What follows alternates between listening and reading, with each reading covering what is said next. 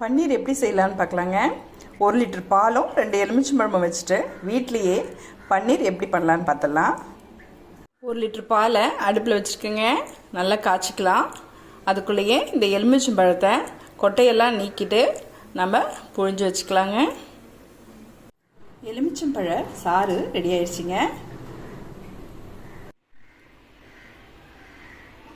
கொஞ்சம் கொஞ்சமாக கலந்துருங்க.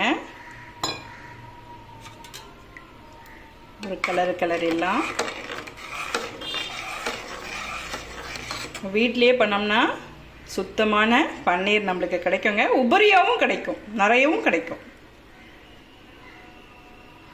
அப்படியே மேலே வந்துடும். ஒரு 2 மினிட்ஸ் கழிச்சு இன்னும் கொஞ்சம் எலுமிச்சை சாறு விடலாங்க.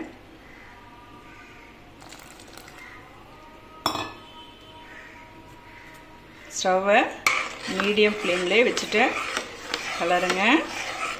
மொத்தமாக கொட்டிட்டா நம்மளுக்கு பன்னீர் நிறைய காணாது.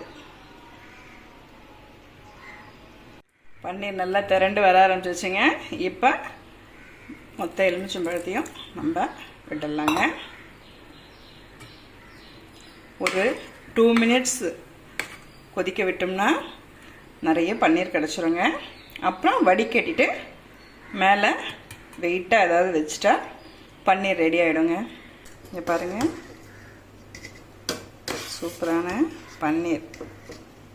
ஒரு 2 மினிட்ஸ் இறக்கலாம். சுத்தமான ஒரு வெள்ளை துணி எடுத்து ஒரு டப்ரா செட்டில் எடுத்து வச்சுருக்கேங்க. இதில் நம்ம வடிகட்டிக்கலாம். சரிங்களா? இப்போ வடிகட்டி எடுத்துக்கலாங்க. இது நல்லா டைட்டாக பூஞ்சி விட்ருங்க. தண்ணியே இருக்கக்கூடாது. நல்லா வடிகட்டி பன்னீர் வந்த பிறகு கொஞ்சம் லைட்டாக தண்ணி விட்டுட்டு அலசிடலாங்க. அந்த புளிப்பு இருக்கு இல்லையா, எலுமிச்சம்பழ புளிப்பு, அதெல்லாம் போயிடணும். நல்லா அலசி எடுத்துக்கலாம். மாதிரி நல்லா தண்ணியெல்லாம் போன பிறகு அந்த துணியை கட்டி அது மேலே ஒரு தட்டு போட்டு மூடிடணும். மூடிட்டு வெயிட்டானது, இந்த அம்மி குழவி எதுவாக இருந்தாலும் பரவாயில்ல, நம்மளுக்கு ஏற்ற மாதிரி வச்சுக்கலாம். வெயிட்டு 2 மணி நேரம் ஆயிடுச்சுங்க. எடுத்துடலாம்.